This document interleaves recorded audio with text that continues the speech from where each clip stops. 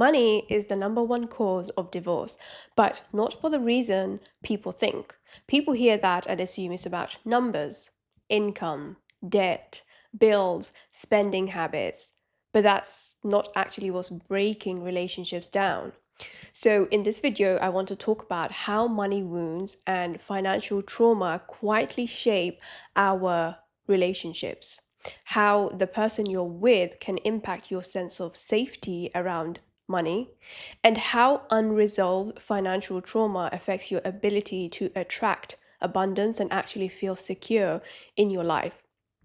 I got a comment recently asking whether a spouse can influence someone's money energy. And instead of giving a quick answer, I realized this is way bigger than people think. This sits underneath so many relationship dynamics that people just accept as normal. Financial trauma doesn't just affect bank accounts, it shapes who we love, how safe we feel in relationships, and what we tolerate far longer than we should. Most people don't even realize they have financial trauma because they think trauma has to look extreme. But for a lot of people, it started early. Growing up with constant money stress, watching parents fight about shmoney, seeing shmoney used as control, feeling dependent, feeling like love, stability, or peace in the home depended on finances being a certain way. So, when you grow up in that environment, your nervous system learns something very specific. Safety equals money, or safety equals control over money, or safety equals staying quiet so things don't get worse. That conditioning doesn't disappear just because you become an adult. It follows you straight into your romantic relationships. This is where things start showing up in ways people don't connect back to money at all. Staying in a relationship because you can't afford to leave. Choosing a partner because they offer security, not because there's real emotional connection. Feeling small or ashamed if you earn less. Feeling threatened or resentful if your partner earns more. Avoiding conversations about money entirely because they make your body tense and shut down. Feeling scared of outgrowing a partner financially. Feeling like you have to choose between love and independence. A lot of resentment, silence, and power struggles in relationships are actually about shmoney, even when nobody says it out loud. There's a layer underneath this that people don't usually see. People don't just attract partners emotionally, they attract partners whose money wounds feel familiar to their nervous system. So, what looks like chemistry is often shared survival patterns, complementary fears, and unspoken agreements around safety and money. For example, someone with a safe money wound, which is the wound that says, I'm not safe until I have a lot of money, might feel drawn to a partner who earns well but controls money because control feels like safety. Someone with a disappearing money wound, which is the wound that says money disappears, money always leaves, they might attract a partner who's chaotic with finances because unpredictability feels normal. Someone with a money shame wound, the wound that says, I'm not worthy of wealth, who am I to want wealth and abundance, might choose a partner who subtly reinforces the idea that wanting more is wrong. Be grateful for what you have. Someone with a hard money wound, which is the wounded belief that making money is hard, they might pair with someone who overworks or struggles, keeping both people locked into grind and survival and hustle mode. Someone with a money trust wound, which is the wound that says, I'm bad with money, I don't trust myself with money, might end up with a partner who constantly second guesses decisions or takes over financially, reinforcing the belief that they can't trust themselves with money. And someone with the evil money wound, which is the wounded belief that being rich is bad or wrong, money is shallow, spiritual people don't need money, they might choose a partner who resents wealth, success, or ambition because rejecting money feels morally safer. None of this is conscious. That's the point. Because what's actually happening isn't that money is being magically repelled, it's that two money wound patterns can lock each other into survival mode. And survival mode blocks capacity, risk, expansion, and ease. When two people's money wounds reinforce each other, the relationship itself becomes organized around survival. And survival isn't a fertile environment for abundance. This is the pattern nobody names. When money becomes tied to safety, love becomes conditional. And this isn't intentional. It's not that people are bad and evil and are trying to use each other as a means to an end. It's just the nervous system is trying to survive. I want to share a bit of my own background here because I didn't learn this from a textbook. I learned it by living inside it. I grew up watching my mother be financially controlled by my father. She didn't have financial independence. She didn't have education around money. And I watched how money became a weapon in the relationship. Decisions, freedom, peace, all of it ran through finances.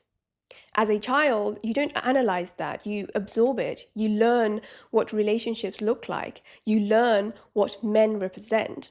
You learn whether safety comes from love or from money or from silence. That shaped how I viewed relationships, men, security, and independence for a very long time, my whole adult life. And it took years to untangle what was actually mine and what I inherited through witnessing financial abuse. I'm not a psychologist, but my whole life prepared me to speak on this topic. I was born into financial trauma, and I've watched how it plays out again and again in adult relationships, mine and other people's. A lot of financial trauma happens inside relationships, not in isolation. One really common example is growing up around a divorce where money became chaotic, tense, or threatening. Kids develop beliefs, emotional reactions, and nervous system patterns based on how their parents handled money with each other. Those patterns can stay unconscious for years, they stay dormant until suddenly you're an adult and you don't trust your partner with money, or you feel constantly anxious, or you shut down around financial conversations and don't know why. People often think their problem is a lack of financial literacy. They think if I just knew more about money, this would go away. Case in point, I got a master's degree in finance and I still had a terrible relationship with money. When you look at the relational layer, you realize there's a lot more happening under the surface. Financial trauma pushes people into patterns, and those patterns tend to swing in two directions. Some people, like myself, move toward rigidity, control, tight systems, rules that feel safe but leave no room to breathe, budgets that become emotional landmines, criticism around spending, a household where money decisions shut people down instead of bringing them together.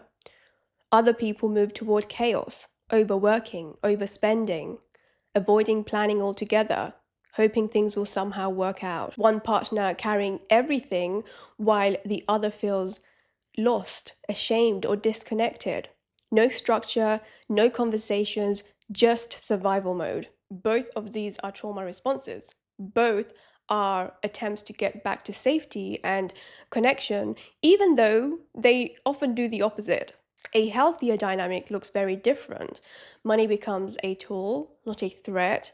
Conversations happen without someone shutting down or lashing out. There's structure without suffocation, flexibility without avoidance. Everyone understands how money flows through the relationship in a way that feels respectful and grounding. That kind of financial dynamic reflects something deeper, regulated nervous systems and relationships that can actually self correct. This is the part people skip. You cannot fix financial dynamics without addressing the nervous system underneath them. So, a simple practice I want to share is bringing your hand to your chest when you feel anxious around money or a financial conversation. Just placing your hand firmly over your heart and noticing your breath, your heartbeat, the tension in your body.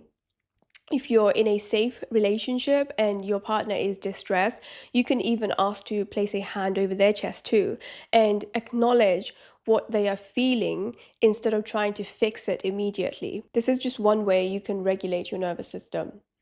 So, from a regulated state, people make better financial decisions. They listen better. They respond instead of react. So when financial trauma goes unaddressed, it often sits inside unhealthy relational dynamics where one person feels hurt, violated, or powerless. Over time, that turns into instability, emotionally and financially, and this happens at every income level.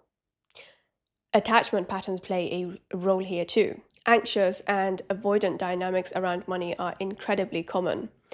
One partner worrying constantly about being criticized, not doing enough, not earning enough, the other struggling to engage emotionally around money at all.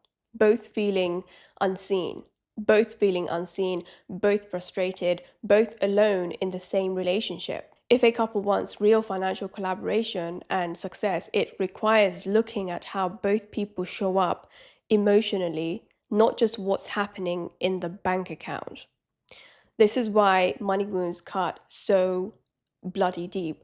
They touch your sense of worth, your identity, what you go for, what you settle for, the relationships you attract, the careers you choose, your mental and physical health. Nothing is untouched when these wounds are left unhealed. This is why finance ends up being labeled the number one cause of divorce. And it's not because of money itself, it's that unhealed money wounds quietly erode relationships from the inside out. And I want to be very clear, this isn't about blaming men, women, or money. It's about healing the wound so love doesn't have to carry the weight of survival. Because love was never meant to be a safety plan, and that took a while for me to learn. And money was never meant to decide who has power in intimacy. So if this resonated, sit with it. Notice where your body tightens when money comes up. Notice what you learned about safety and love growing up.